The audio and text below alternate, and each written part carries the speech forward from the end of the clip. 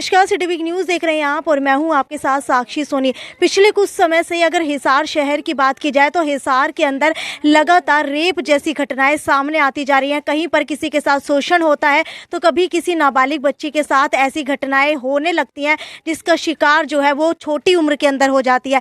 एक ऐसी ही घटना दोबारा से हिसार शहर के अंदर निकल करके आई है। आपको बता देती हूँ कि हिसार शहर के अंदर दोबारा से अंडर एज यानी कि नाबालिग लड़की के साथ जो है एक ऐसी ही घटना का मामला सामने निकल करके आया, जहां पर आज अगर बात की जाए तो women and child human right corporation की स्टेट चेयरमैन ज्योति बेंद्रा भी आप पहुंची हैं और उन्होंने बच्ची से बात की है कि आखिरकार उस बच्ची के साथ क्या हुआ है। हालांकि आपको बता देते कि बच्ची जो है प्रेग्नेंट है, हालांकि विजिबल प्रेगनेंसी दिखाई दे रही है, यानी कि लगभग 3 से 4 महीने का अनुमान है कि वो शायद प्रेग्नेंट है। हालांकि मेडिकल अभी तक नहीं कराया गया है। ज्योति बेंद्रा ने क्या कुछ कहा वो आपको उन्हीं की जुबानी सुनवाते हैं। टेलीफोनिक सूचना मिली थी, किसी ने फ़ोन करके मुझे बताया था कि एक माइनर बच्ची है जिसकी शादी की जा रही है। उसके तहत फिर मैंने प्रोटेक्शन ऑफिसर को, जो चाइल्ड मैरिज प्रोहिबिशन ऑफिसर है, उनको सूचना दी और फिर मैं इसी विषय को लेकर के आज मेरा यहाँ आना हुआ। यहाँ आने के बाद पता चला कि बच्ची माइनर है। अभी तक उसका एज एविडेंस प्रॉपर नहीं मिला, लेकिन बच्ची माइनर है। 2004 का उसका बर्थ सर्टिफिकेट इन्होंने अभी आधार कार्ड दिखाया है। हम बाकी भी करेंगे and unfortunately she is pregnant also. तो अभी हमने बच्ची प्रेग्नेंट है और प्रेगनेंसी विजिबल है, उसके अकॉर्डिंग कितना है ऐसा कोई मेडिकल एविडेंस नहीं है। पीएससी से अभी हम लोगों ने बुलाया है, तो बच्ची की अगर प्रेगनेंसी कंफर्म होती है तो उसको लेकर के पॉक्सो में भी एफआईआर रजिस्टर होगी, चाइल्ड मैरिज एक्ट में भी एफआईआर रजिस्टर होगी एंड बच्ची को जो भी मेडिकल ट्रीटमेंट की ज़रूरत है, क्योंकि बच्ची मानसिक रूप से स्वस्थ नहीं लग रही है, इसके लिए मैंने साइन लैंग्वेज इंटरप्रेटर, जो भी बच्चे को स्पेशल एजुकेटर हैं, उनके थ्रू बच्ची की काउंसलिंग के निर्देश सीडब्ल्यूसी को दिए गए हैं।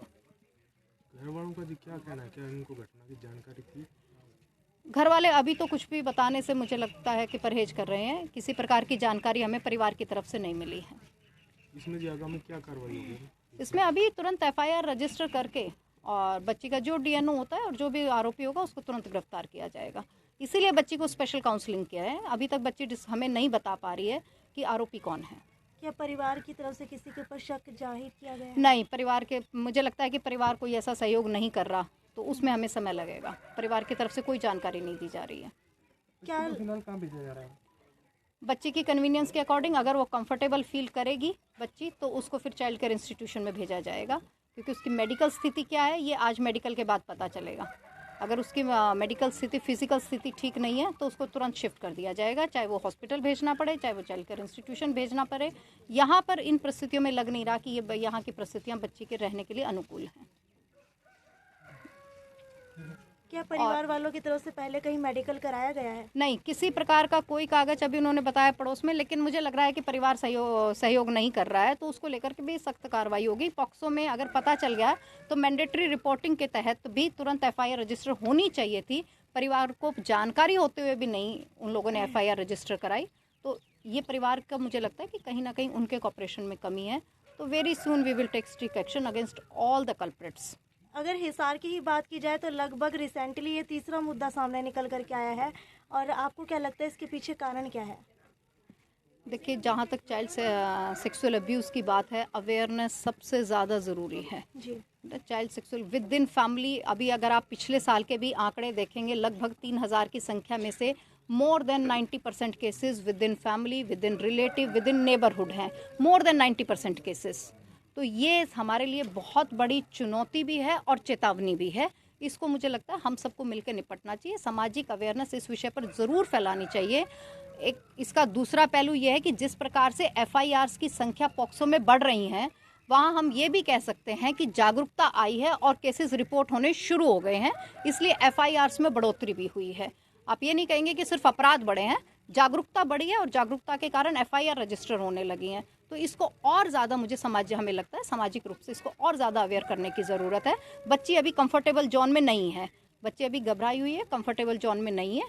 तो हमें लगता है 2, 3, 4 काउंसलिंग के बाद ही चीज़ें सामने आ पाएंगी। अभी आपने अवेयरनेस की बात की, तो आए दिन स्कूल्स के अंदर जो है गुड टच बैड टच के जो है अवेयरनेस के प्रोग्राम स्टार्ट तो होते हैं, लेकिन उन्हें कंटिन्यू नहीं किया जाता, बहुत जल्दी उन्हें बंद कर अगर आपको ध्यान होगा तो आपके हिसार में पिछले 5 मार्च की बात है कि 11 जिलों में पुलिस के माध्यम से, हरियाणा सरकार और हरियाणा राज्य बाल अधिकार के माध्यम से हिफाजत सजग सहज सुरक्षित बचपन के नाम से चाइल्ड सेक्सुअल अब्यूज़ पर एक अभियान चलाया गया, जिसमें नुक्कड़ नाटक के माध्यम से, वीडियो वैन के माध्यम से पब्लिक को जागरूक किया गया।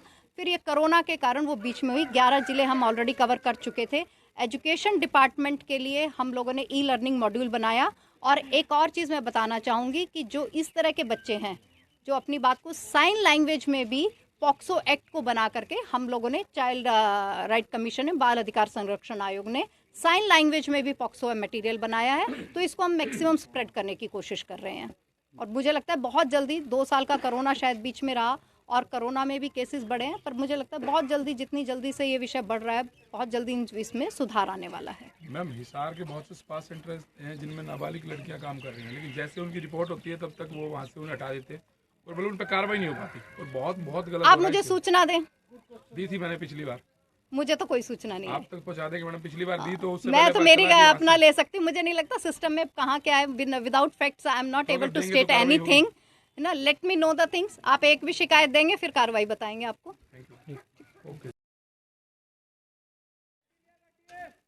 तो ये आपने सुना कि ज्योति बेंद्रा की तरफ से क्या कुछ कहा गया। हालांकि अगर हरियाणा की बात की जाए तो हरियाणा के अंदर लगातार ऐसे केसेस बढ़ते जा रहे हैं, जिसको लेकर के सजग तो है, लेकिन कहीं ना कहीं अवेयरनेस नहीं है, क्योंकि ये अवेयरनेस ज़्यादातर स्कूलों के माध्यम से आ सकती है, जहाँ पर सेक्स एजुकेशन देना ज़्यादा ज़रूरी है, गुड टच बैड टच सिखाना बच्चों को ज़्यादा ज़रूरी है। और कई बच्चे ऐसे होते हैं जिन्हें इतनी कम उम्र के अंदर पता नहीं होता कि किस तरीके से सिचुएशन के साथ डील की जाए, जिसकी वजह से वो काफ़ी समय तक बता नहीं पाते हैं अपने घर वालों को कि उनके साथ क्या कुछ हुआ है। हालांकि जब माता पिता को कुछ गलत लगता है तभी उनको पता लग पाता है कि उनके बच्चे के साथ क्या कुछ हुआ है।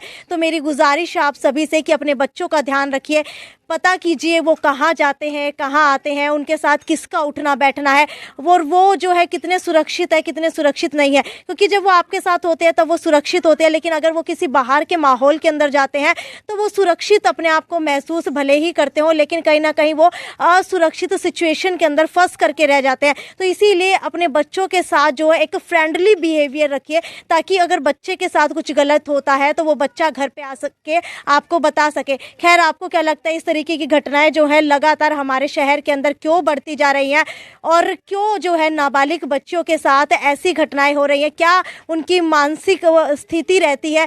क्या जो इस तरीके की घटनाओं को अंजाम देते हैं उनके मन के अंदर क्या होता है, उनकी मानसिक स्थिति कैसी होती है? अगर आप लोगों को लगता है कि पोक्सो एक्ट जो है कामयाब नहीं है, या फिर कोई और एक्ट बनाना चाहिए, या फिर इस एक्ट के अंदर कोई अमेंडमेंट करनी चाहिए, तो वो सुझाव भी जो है कमेंट सेक्शन के अंदर लिख करके बताइए। हम लोग स्टेट चेयरपर्सन के पास ज़रूर जो है आपका सुझाव पहुंचाएंगे। खैर, नमस्कार।